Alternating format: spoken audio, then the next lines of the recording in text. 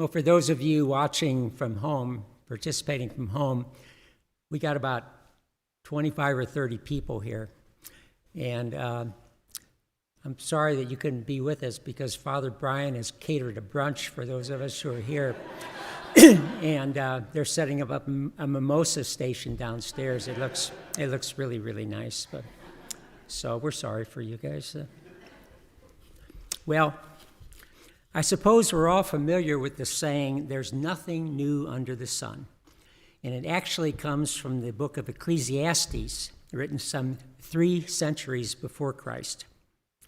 Chapter 1, verse 9 reads, "What has been is what will be, and what has been done is what will be done, and there's nothing new under the sun." Now, I did a bit of research on King Herod when I was preparing this homily. And if you think our modern day politics are crazy, just read the history of King Herod the Great, and our era and our time will seem tame and boring by comparison. Herod was very skilled at making alliances and holding on to power. He had a few tricks up his sleeve that he'd employ, like murdering his rivals, which included 3 of his sons and 1 of his wives, to stay in power. And what all systems throughout history seem to have in common is that they will do whatever needs to be done to stay in power, to be in control, to maintain the status quo. Now, we heard of King Herod in today's gospel passage from Matthew.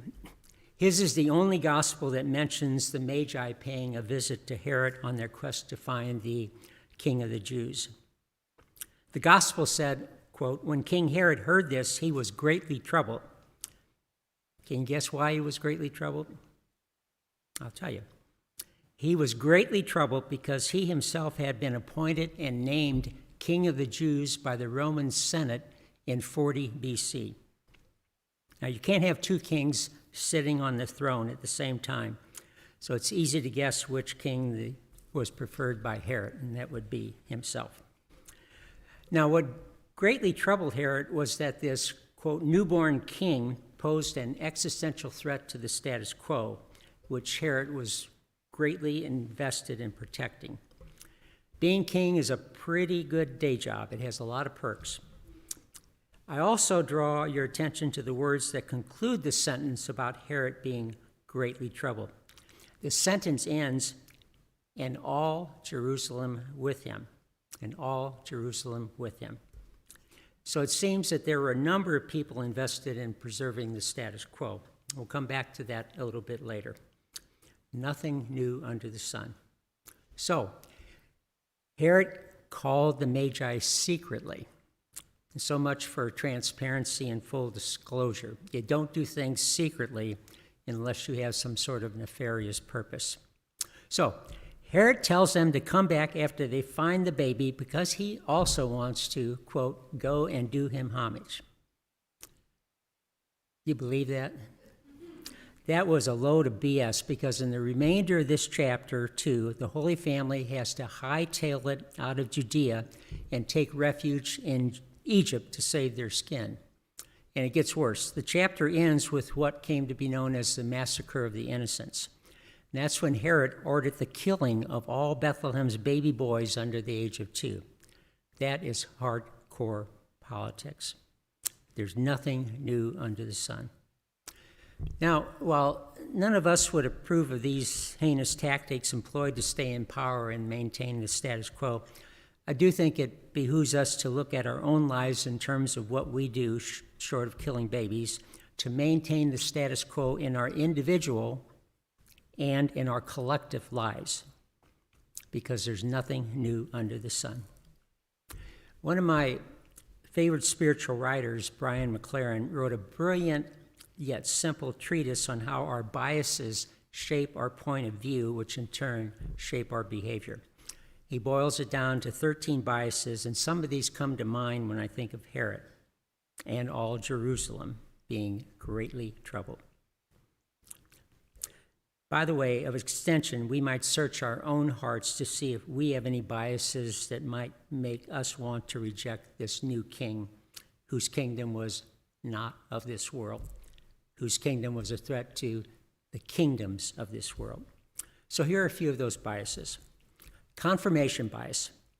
We judge new ideas based on the ease with which they fit in with and confirm the only standard we have: old ideas, old information, and trusted authorities. As a result, our framing story, our belief system, our paradigm excludes what doesn't fit. The good news that Jesus proclaimed in word and deed did not fit in with the old ideas and the old information espoused by the trusted authorities when Herod was king. And if truth be told, they don't fit in with our old ideas in our day and age. The old way says that there are winners and losers, good guys and bad guys, people at the top, people at the bottom, and a rigid adherence to what is right versus what is wrong, as defined by those who are at the top of society's ladder. So as you know quite well, Jesus turned that all upside down. He said the first will be last. He said that those who wish to save their lives will lose it, and so on. There's so many scriptural examples, way too many to list here. Now, Herod wanted to be first in everything. He wanted to win. And if you carefully read the Gospels, it's easy to see why Jesus was a threat to the institutional powers of both church and state. He was then, and he is now. And if we're honest, we must admit that at times we too resist changes to the status quo, particularly when these changes impact our egoic needs. Now, maybe we don't kill babies when our egos are threatened, but if we pause for a moment and think about how, for example, we react to our spouse, to our friends, to our family members, to our neighbors, when we're stubbornly insisting that we are right and they are wrong. And the same dynamic applies to our collective selves and the institutions that we form. Can anybody think of any political party that doesn't think they alone have the right answers? Or any religious institution who think they alone control access to God? And if you try introducing anything that's contrary to the old belief system, watch out. You might not get killed, but you'll probably be attacked. Another bias, community bias. It's almost impossible to see what our community doesn't, can't, or won't see. And that underlies the confirmation bias. So in Mark chapter 8, we hear Jesus say to his disciples, who had a lot of trouble taking in what he was trying to teach them, he said this: "Do you not yet understand or comprehend? Are your hearts hardened? Do you have eyes and not see, ears and not hear?" So I think we not only suffer from community bias collectively, but also from community bias individually. Have you ever had someone who's intimately close to you say, "You're not listening to me," or "You don't understand me"? I'm not going to ask for a show of hands, especially from any married people here. I don't want to embarrass you, okay? But it applies to people that aren't married too. We know that. It's true in all our intimate relationships. Herod and all of Jerusalem didn't, couldn't, or wouldn't listen to Jesus. And at times, neither do we. Complementarity bias. If you are hostile to my ideas, I'll be hostile to yours. If you are curious and respectful toward my ideas, I'll respond in kind. Was Herod hostile to the notion that someone other than he might be king? You bet he was, okay? Are we ever hostile or dismissive of another person's ideas or perspectives when they don't line up perfectly with ours? I'm afraid so. I'm embarrassed for my young self when I look back on times when I was so self-righteous and opinionated about something. And I still embarrass myself when I act that way today. Wouldn't it be wonderful to be like Jesus, who said, for example, in Matthew chapter 11, "Take my yoke upon you and learn from me, for I am meek and humble of heart." Doesn't sound like a description of Herod. Doesn't sound like today's politicians. At times it doesn't sound like me. Maybe it doesn't sound like some of you. Cash bias. It's hard to see something when my way of making a living requires me not to see it. This really doesn't require much explanation. I think we all know that to be true. Jesus certainly did. In Matthew chapter 6, he says, "For where your treasure is, there also will your heart be." This bias bleeds into another one called comfort or complacency bias. I prefer not to have my comfort disturbed. There's a Catholic social teaching called a preferential option for the poor. It calls us to make a conscious choice to be in solidarity with those who are poor, marginalized, or disrespected, and further to work for structural change to transform the causes of poverty and marginalization. And a whole lot of people have espoused that before it was even labeled that. St. Thomas Aquinas, St. Augustine, Popes Leo XIII, John Paul II, Benedict XVI, Francis, so many others have challenged us to make this a priority. Now, some of you know, some of you don't. I'm a social worker. I'm a deacon. I wouldn't be dressed like this. Okay, you think I'd have a preferential option for the poor?